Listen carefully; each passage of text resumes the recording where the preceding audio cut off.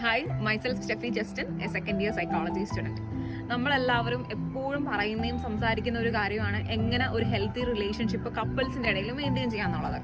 വളരെ ഈസി ആയിട്ട് 5 കാര്യങ്ങൾ ശ്രദ്ധിച്ചു കഴിഞ്ഞാൽ നിങ്ങൾക്ക് വളരെ ഹെൽത്തി ആയിട്ടുള്ള റിലേഷൻഷിപ്പ് മെയിൻറ്റെയിൻ ചെയ്യാനായിട്ട് പറ്റും.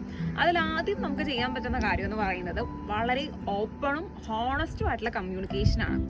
വളരെ സത്യസന്ധമായിട്ടും ഓപ്പണായിട്ടും നമ്മുടെ പാർട്ട്ണറിനോട് നമ്മൾ സംസാരിക്കാനായിട്ട് ശ്രമിക്കുക. എങ്ങനെയാണ് സംസാരിക്കുക എന്ന് പറയുന്നത് വളരെ വലിയൊരു കാര്യമാണ്. മോസ്റ്റ്ലി നമ്മൾ കപ്പിൾസിൻ്റെ ഇടയിൽ നിങ്ങൾ എങ്ങനെയാണ് സംസാരിക്കുന്നത്, നിങ്ങളുടെ ഇമോഷൻ എങ്ങനെയാണ് പാർട്ട്ണറോട് പറയുന്നതെന്ന് ചോദിക്കുമ്പോൾ നമുക്ക് മനസ്സിലായിട്ടുള്ളൊരു ക്രൈറ്റീരിയ അല്ലെങ്കിൽ ഒരു രീതി എന്ന് പറയുന്നത് എപ്പോഴും അവരെ ബ്ലെയിം ചെയ്തുകൊണ്ടാണ് സംസാരിക്കുന്നത്. ഒരു എക്സാമ്പിൾ പറഞ്ഞു കഴിഞ്ഞാൽ ഒരു സിറ്റുവേഷനിൽ ആസ് എ പാർട്ട്ണർ എനിക്ക് എൻ്റെ പാർട്ട്ണറിൻ്റെ രീതികൾ സങ്കടമായി, എനിക്കത് ഹേർട്ടായി. സോ അതെങ്ങനെയാണ് ഞാൻ അത് എക്സ്പ്രസ് ചെയ്യേണ്ടത് അല്ലെങ്കിൽ കമ്മ്യൂണിക്കേറ്റ് ചെയ്യേണ്ടത്? ആ സിറ്റുവേഷനിൽ ഐ ഫെൽറ്റ് ഹേർട്ട്, എനിക്കത് സങ്കടമായി കേട്ടോ എന്ന് പറയാം. പക്ഷേ നേരെ മറിച്ച് നമ്മുടെ നാട്ടിൽ മോസ്റ്റ്ലി കപ്പിൾസിൻ്റെ ഇടയിലുള്ള സംസാരം ഇങ്ങനെയാണ്: നിങ്ങൾ കാരണമാണ് എനിക്ക് സങ്കടമായത്, നിങ്ങൾ കാരണമാണ് എൻ്റെ ലൈഫ് ഇങ്ങനെയായത് എന്ന് പറയുന്ന ഒരു ബ്ലെയിമാണ്. അതല്ല ആക്ച്വലി നമ്മൾ സംസാരിക്കേണ്ടത്. എനിക്ക് എന്താണോ തോന്നിയത് അത് ഞാൻ പറയുക. അതാണ് വളരെ ഓപ്പൺ ആയിട്ടുള്ള ഒരു കമ്മ്യൂണിക്കേഷൻ.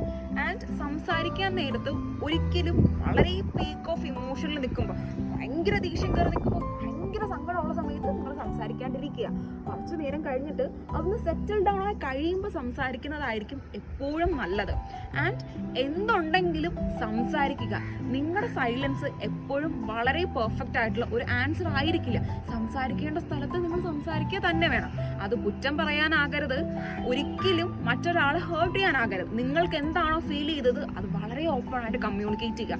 ഇത് റിലേഷൻഷിപ്പിനെ സ്ട്രെങ്തൻ ചെയ്യുന്ന വളരെ ഇമ്പോർട്ടൻ്റ് ആയിട്ടുള്ള ഒരു ഫാക്ടറാണ്. ആൻഡ് സംസാരിക്കുമ്പോൾ നിന്റെ വീട്ടുകാർ അങ്ങനെ ചെയ്തില്ലേ, നിന്റെ പാസ്റ്റ് ഇങ്ങനെ ആയിരുന്നില്ലേ, നീ അത് അങ്ങനെയല്ലേ അന്ന് ചെയ്തത് എന്ന് പറയുന്ന രീതിയിൽ സംസാരിക്കുന്നതിന് പകരം നമ്മളെപ്പോഴും എന്താണോ ആ പ്രസന്റിൽ നടക്കുന്നത് എന്ന കാര്യം സംസാരിക്കാനായിട്ട് ശ്രമിക്കുക. അതാണ് നമുക്ക് ഏറ്റവും ഇമ്പോർട്ടൻ്റ്ലി ഒരു റിലേഷൻഷിപ്പ് മെയിൻറ്റെയിൻ ചെയ്യാനായിട്ട് നമുക്ക് ചെയ്യാൻ പറ്റുന്ന ഒരു കാര്യം.